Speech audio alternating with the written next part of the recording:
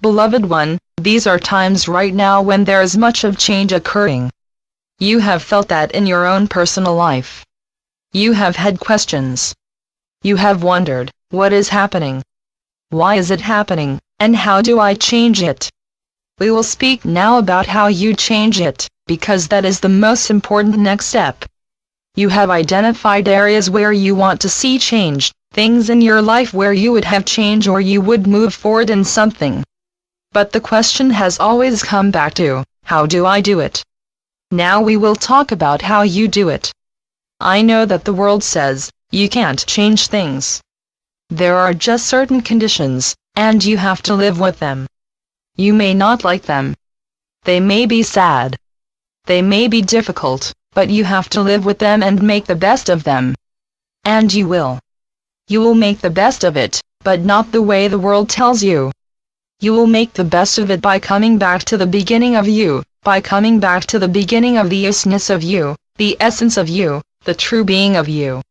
Not what the world defines as you, but the true being of you. You will come back to the place of power.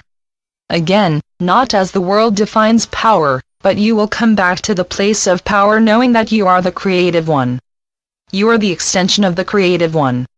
You are right here creating this reality and the friends you interact with.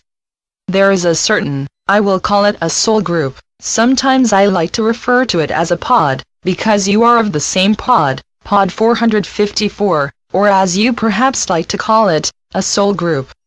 You have traveled, experienced, created together many times.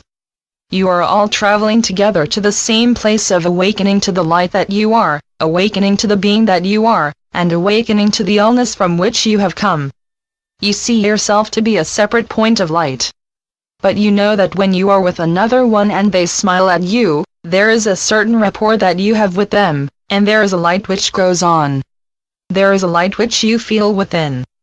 In truth, your whole life can be lived in the space of knowing that you are the light, the other person standing before you is the light, and you meet in a lightness of heart that does not have to be and will not be of what the world tells you. Your news media is very good at painting the picture of separation, separation from your source, separation from each other, separation from any kind of power that you might think or like to have for yourself. But in truth, you are that power. That is why you are here. You would not be here if you did not have the power of the divine which allows you to express as a seemingly separate point of light, seemingly separate. And yet, as I have said, when you meet another one and you are eye to eye with that one, and there is a smile on the face, you feel lighter, you feel accepted, you feel happy, you know oneness. Your touchstone for judging anything which you experience is love. Does it feel loving? Does it feel light? Does it feel happy? If it does not, you can change it, and you will change it, because that is what this lifetime is all about change. It does not have to be difficult change. The world will say to you, if you're going to change something, it's going to be really hard to do. You'd better have all of your ducks in order, you'd better know what you're doing, and it's going to be a struggle. Everything in life is a struggle, the world says. But it does not have to be. You can sail through life on the wings of love. You have felt how easy, how high, how light it feels when you look into the eyes of that special one who loves you no matter what you say, no matter how you look, no matter which sock you put on first, they love you anyway. And you come to a place of self-acceptance, of knowing, well, there is someone else, at least one, maybe if I'm lucky there might be two, who actually likes me. You get to the place where you begin to accept once again your true role, your true reason for being. My reason for being 2,000 years ago was to bring the light and to be what has been called since then a way shower. You are a way shower. You are showing how to navigate through the changes to the awakening. Now, the how-to. The how-to resides within you. The truth resides within you, always has and always will. So the how-to secret is to go within. It is to shut out the world for a short bit. Then you can come back out and deal with the world if you want to. You have lived lifetimes when you have lived in a cave all by yourself, because you have said, I don't want to have anything to do with the world. The world is painful, too much vibration, too much going on. I'm going to live all by myself, and I'm going to pray and meditate the whole time. So you did, at least one lifetime, probably more than one. But then there came a nudging, a thought, an idea. Perhaps I can take my light out somewhere, and I can blend it with someone else's light. Perhaps I'm meant to do more than just stay here and be contained within myself. So you went out, went to the village, went to the monastery to serve. You are still serving. That is why you have come into this lifetime, truly to love, to serve, and to remember. Yes, 3 very good words, clues. How to. You will perhaps want to have something that will transport the mind somewhere else to be quiet. Now, I am not talking about something you ingest or something that you smoke, although you have done this in other lifetimes and or in this lifetime, and there is no judgment. Oftentimes the smoking or eating or drinking has been part of a sacred ritual. However, now I am talking about something vibratory such as your music. There are tones of music that you can ride in the consciousness to a place of peace. That is, in truth, one good method that often has been used, to become one with the tones of the music, to become one with the tones of your crystal bowls. That is why one's find healing with the crystal bowls and the toning. They allow the mind to be very much in tune with the vibration of the sound, and then the heart can speak. Then the healing can happen, and does, because the mind has been put to one side into a place of peace. You have known the technique of the candle, where you will light a candle and you will sit and stare at the candle until there is a feeling of oneness with the light of the candle. That works very well because, again, you put the mind into a quiet space. You know yourself that often you sit down and you say, okay, now I'm going to be peaceful, I'm going to be quiet, I'm going to meditate, I'm going to find an answer to whatever is going on. And the mind says, oh, yes, you'd better try this. Oh, did you remember to? The mind gets very busy. You know how the mind can be. So the first step in the how-to is to quiet the mind. There is the technique of focusing upon the flower where, again, it is like using the candle flame. You stare at the color of the flower, the delicacy of the flower, one petal of the flower, and you become one with the flower. And the mind becomes a bit more quiet, more peaceful. You can go within at that point and find peace, because that is truly what you are seeking. You think you have to have answers for the world, but truly what you are seeking is peace. It is that place of okayness, that place that says, yes, you have always been that which you are. You have always been the love and the light that you are. You may abide in that space perhaps for 1 second, perhaps for half an hour, perhaps for longer. Or many times throughout the day you can stop and take a deep breath and know that that is your clue to come to peace. And then magic happens. Yes, there is magic. At least it feels like magic. The magic happens because an idea will come to you, a feeling of appropriateness, a feeling of, this might be a way to go. It is just an idea. You sit with it, and then you may get very busy doing other things, and it comes back to you. You are very busy doing other jobs, occupying your mind, and then the idea comes back to you. If it does, pay attention. Go within. It does not have to be for a long time, although I guarantee that once you have reached the place of peace within, you are going to want to return to it quite often, because it feels so good. It is a place which connects with the illness of the creativity of you. You are creating what you are experiencing right now. You are creating what seem to be words of wisdom, I hope, coming through this vibratory rate. You are creating the message. You are inviting it.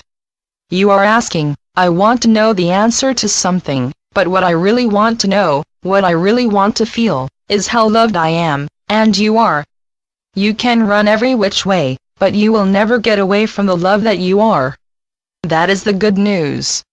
You try being very intellectual about things, and the mind loves that, because the mind loves to play. So, in the how-to, What you will do is go first to the place of peace within the heart, the space of peace that has nothing to do. It does not have to do anything. Oh, my goodness, the world doesn't say that. But you do not have to do anything. Just abide in the space of peace. If something occurs to you, that is good. If nothing comes, do not say, "Oh, well, I failed again. I didn't get an idea. I didn't get my answer." Your answer is the peace which you feel when you are in that space.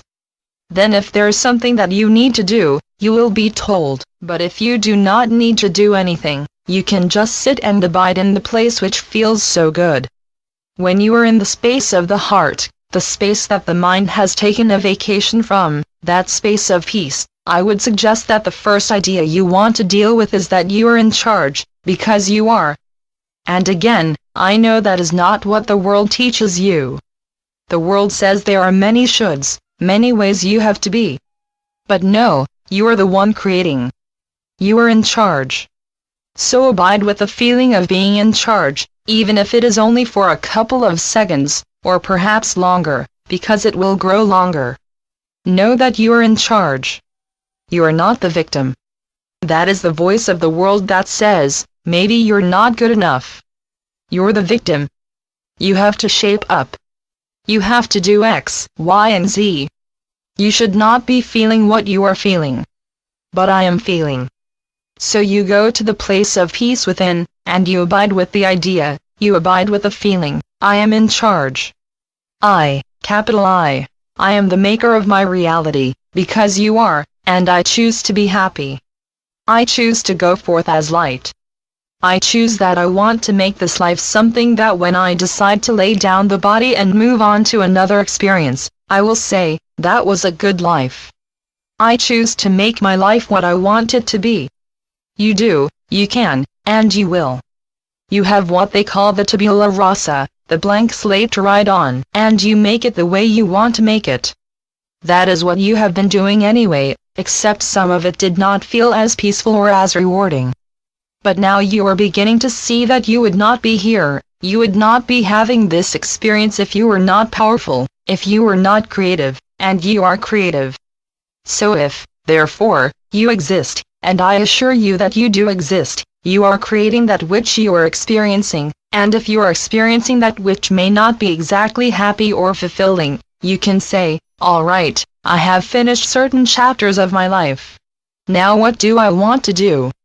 What do I want to do? Not, what should I do, but, what do I want to do? What really makes my light turn on? Then you start putting the mind to work with the ideas of the heart, to the place where when you get finished with this present chapter, you can look at it and you say, well, you know, that was a good chapter. There was a lot that I experienced. Oh, my goodness, I experienced so much, it was like the fire hose coming at me. Yes, you know that feeling. But you know, I'm still here. I survived it. That allows you to begin to accept the idea that you are in charge, that you are powerful, that you are creative, because you are. You are the extension of the one creative mind. Not as a mind being out there that has to be worshipped. That is an old thought. That is an old thought that you have already played with many lifetimes. Please, Lord, I'll be good. Just give me whatever.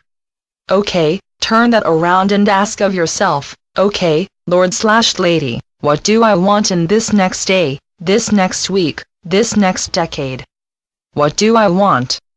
An exercise I often give to ones who ask me, what should I be doing? What am I supposed to be doing? I suggest to them that they play with an idea of being 10 years, 20 years forward on. Take your age, what you think it is now, and go forward 10, 20, 30 years, and look back at the being that you think you are now. What would you like to do with the intervening years? When you get to be, let's pick an age, 100. When you get to be 100 and you are looking back at you right now at this time, what do you see happening in the intervening years? Well, I see friends. I see golden coins, enough. I don't really want to get hooked on them, but enough that I can travel. I want to see places.